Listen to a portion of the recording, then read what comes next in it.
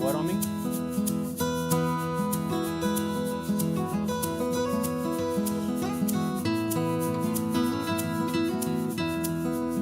Elbow, elbow, wrist, wrist. Welcome to Great Outdoors Live, yours to explore. I'm M. Chad Edwards, an education specialist with the United States Forest Service.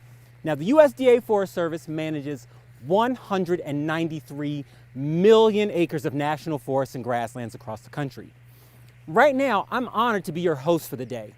And this program is brought to you by the U.S. Forest Service and also Wyoming PBS, with lots of other partners who you'll get to meet throughout this broadcast. So, you should know that we're webcasting live from the historic Wapiti Ranger Station in the Shoshone National Forest here in Wyoming. You should even be able to see a map on your screen if you're paying attention. Now, the Shoshone is a special place because it's the first national forest in the United States.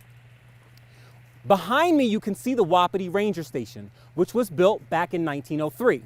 And it's been in continuous use ever since. Now, also behind me, you'll see a broadcast truck. That's really important because here behind these mountains, we don't get any cell phone signal. Mine doesn't work, yours won't either, so that truck is helping us to broadcast and get a signal out to you and get your questions here to us. Thank you so much. All right, so what are we gonna do today? We are gonna learn about public lands, what they are and their history. We're gonna learn sort of the benefits of public lands. We're going to have some discussion about Native Americans and even the reintroduction of bison on some Native American reservations. We're going to look at the importance of large ecosystems. We'll look at some of the problems that are facing our public lands and how you can help. Later in the broadcast, we're going to meet a golden eagle with a 7-foot wingspan. I mean, that's huge. That's like wider than most basketball players. Also later in this broadcast, we're going to meet a ranger who leads a pack string of animals. And if you don't know what a pack string is, just stick around and you'll be glad that you did. All right? Now, this program is live, and that's so that you can participate. So we want your questions. Please, please, please send them to us.